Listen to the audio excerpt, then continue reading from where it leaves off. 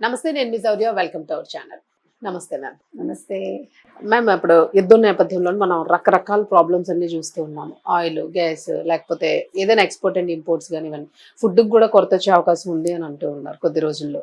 So ఇప్పుడు తీసుకుంటే పూర్తిగాను మనం ఏదైతే నెట్వర్క్ మీద డిపెండ్ అయి ఉన్నామో, సో ఈ నెట్వర్క్ అంతా కూడా స్తంభించిపోతుంది అని చాలా రోజులుగా భయపెడుతూ ఉన్నారు అని అంటూ ఉన్నారు. బట్ ఇప్పుడైతే దాడులు జరుగుతూ ఉన్నాయి ఆల్రెడీ అమెజాన్ మీద. అసలు ఎంత నష్టం జరిగింది అనుకోవచ్చు? అసలు నిజంగానే పూర్తి స్థాయిలో దాడి జరిగితే ప్రపంచం స్తంభించిపోయే అవకాశం ఉంది అనుకోవచ్చు. మీకు ఆ మధ్యనంతా కూడా మనకి ఇంటర్నెట్ రాదు అని బాగా హల్చల్ అయింది. అవును. అంటే మనం నిజంగా అంటే ఇక్కడ మనకి తెలియట్లేదు కానీ ప్రపంచం అంతా కొంచెం ఆందోళనకరమైన స్థితిలో ఉంది. మీరు అన్నట్టుగా ఉద్యోగాలు పోతున్నాయి. అంటే ప్రజలకు ఎక్కడా కూడా భద్రత లేదు. మీకు అమీర్ ఖాన్ భార్య గారి మాటలు గుర్తుకొస్తాయి. సినిమా ప్రమోషన్లో అన్నాడు కదా, నా భార్య అంటోంది ఇక్కడ కొంచెం అంత సెక్యూర్డ్గా అనిపించట్లేదని అన్నాడు చూడండి. అన్నాక సినిమా డమాల్ అంది. ఎందుకంటే ప్రజలు ఇప్పుడు చాలా తెలివిగా తయారయ్యారు. రియాక్షన్ వెంటనే కాదు, దేశాన్ని రియాక్షన్ వెంటనే ఉంటుంది. ఆ తర్వాత వీళ్ళకి తప్పిదాలు తెలిసి వాళ్ళు అమీర్ ఖాన్ అనేవాడు అసలు ఎవడు హీరోగా యాక్సెప్ట్ చేయట్లేదు. అయిపోయింది. నేను అనేది అది. అలాంటి స్థితిలో కూడా మనం హ్యాపీగా ఉన్నాం. అవునా కదా? మోదీ వల్ల ఇవాళ మీరు భద్రతతో ఉన్నారు. అది మనం గుర్తుపెట్టుకోవాల్సింది. రెండోది, ఏ దేశం తీసుకున్నా ఇవాళ అసలు అక్కడ ఉద్యోగాలు ఉంటాయో లేదో తెలియదు. తెలుగు వాళ్ళు అనుకున్న వాళ్ళు లేదు, భారతదేశానికి చెందిన వాళ్ళు చాలా ఇన్సెక్యూర్డ్గా ఉన్నారు. తెల్లారు లేస్తే ఉద్యోగం ఉంటుందో ఊడుతుందో తెలియదు. ఎక్కడ ఎవరు బాంబులు వేస్తారో తెలియదు. ఆఫీస్కి వెళ్తే మనుషులు ఇంటికి వస్తారో లేదో తెలియదు. మీకు పింక్ స్లిప్ అనేది శుక్రవారం సాయంకాలం కాదు, ఏ రోజైనా పింక్ స్లిప్ వస్తుంది. మన బుధవారం వచ్చింది కదా, ఓరాకి లేకంగా 12,000 మందిని తీసేసింది. అంటే జీవితంలో మీరు ఇవాళ లేచి ఇది నా రోజు అనుకోవడానికి లేదు. ఈ రోజు నాదా కాదా అనే ఒక డైలమాలో మనం బతుకుతున్నాం. ఇవాళ నేను నా అన్నం నేను తినగలనా లేదా, రేపటికి నేను ఆహార పదార్థాలు నిలవ పెట్టుకోగలనా లేదా.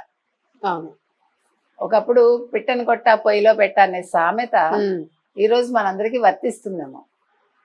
ఎందుకంటే తెల్లారు లేస్తే గ్యాస్ కష్టాలు అంటారు, లేకపోతే ఆటోకి గ్యాస్ దొరకట్లేదు అంటారు. ఒక 2 రోజులు ప్యానిక్ అయ్యారుగా ప్రజలు, చెప్తున్నా వినకుండా. ఇప్పుడు కొంచెం తగ్గింది, కాకపోతే ఆటో గ్యాస్ టైం పడుతుంది. కానీ నిన్న ఒక షిప్ వచ్చింది కదా, మనం చెప్పాం షిప్ బయలుదేరిందని, నిన్న చేరుకుంది అది. అంటే అన్ని సజావుగా సాగుతున్నాయి మనకి. సజావుగా సాగనిది ఒక అమెరికా, మిగిలిన దేశాలు. ఇప్పుడు అమెరికా ఒకప్పుడు భూతల స్వర్గం, దుబాయ్ ఒకప్పుడు అసలు సేఫెస్ట్ అనే కాదు, ఇన్వెస్ట్మెంట్ చాలా అందమైన place, you can enjoy, it is just like Bombay అనేవాళ్ళు. అంటే అన్ని రకాలుగా బంగారం కావాలంటే షాపింగ్ అంటే దుబాయ్. ఇవాళ ఏమైంది? సానియా మిర్జా లాంటి వాళ్ళు భారతదేశమే చాలా సెక్యూర్డ్ కంట్రీ, భద్రత ఉండేది అక్కడే. ఎవడు కొనుక్కోమన్నాడు అక్కడ బుర్జ్ ఖలీఫాలో ఫ్లాట్స్ కోట్లు కోట్లు పెట్టి. ఇక్కడ ఎవడైనా, నాకు ఒక్క డౌట్ అండి, మీరు తప్పుగా అనుకోవద్దు, ఇక్కడ ఇలాంటి వాళ్ళందరూ ఎవరికైనా అంటే దానాలు చేశారా? ముఖ్యంగా ఒక కమ్యూనిటీ ఐమ్ టాకింగ్ అబౌట్.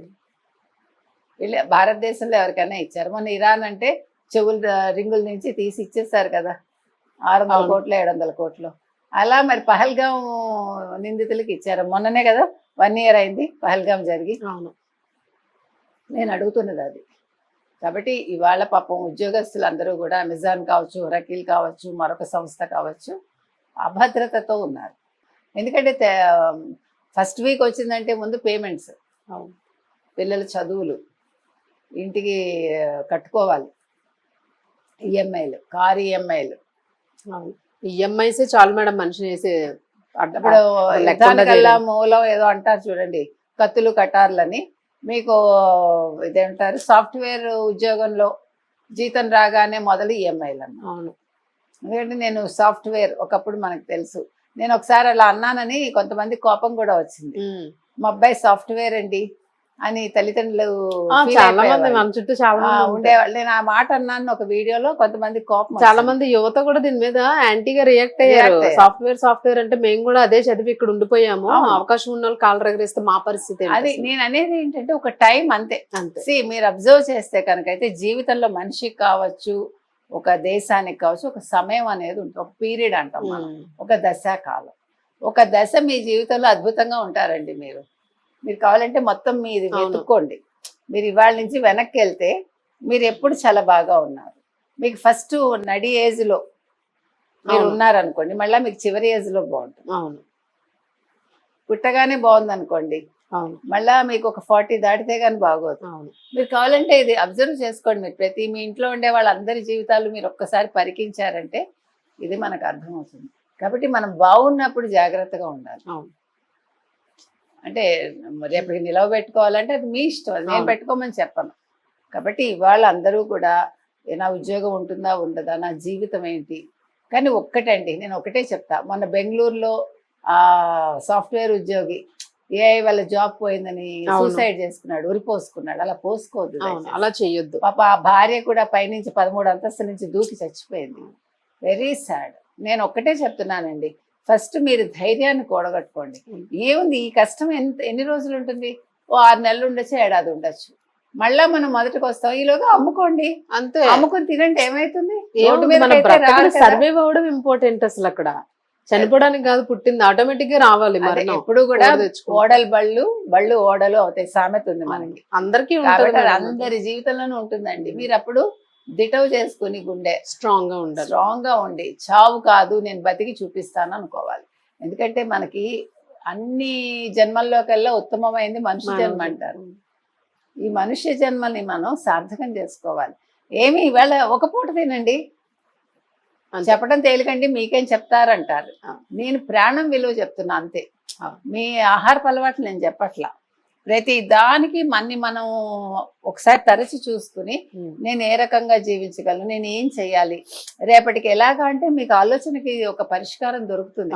ఎప్పుడు కూడా కంగారుగా టెన్షన్ పడిపోతూ ఉండొద్దు. ఒకటి వినగానే, ఒక చెడు వినగానే first what we have to do, అవునా ఇది వచ్చిందా, ఓకే ఆలోచిద్దాం అనుకుని ప్రశాంతంగా మంచినీళ్ళు తాగి టిఫిన్ తింటారో అన్నం తింటారో తిని కూల్గా ఆలోచించండి. పడుకుని లేచి ఆలోచించండి. సొల్యూషన్ దొరకకపోతే నన్ను అడగండి. మనం మలుచుకోవాలంతే. ప్రతి సిచ్యువేషన్ ని మనకు అనుకూలంగానైనా మార్చుకోవాలి, లేదు ఎలాగ దాన్ని గట్టెక్కాలి అని ఆలోచించాలి.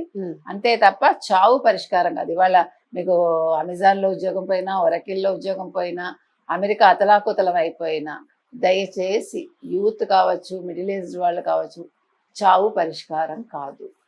మంచి రోజులు వస్తాయి అంతే చెప్తాను. రైట్. Thank you.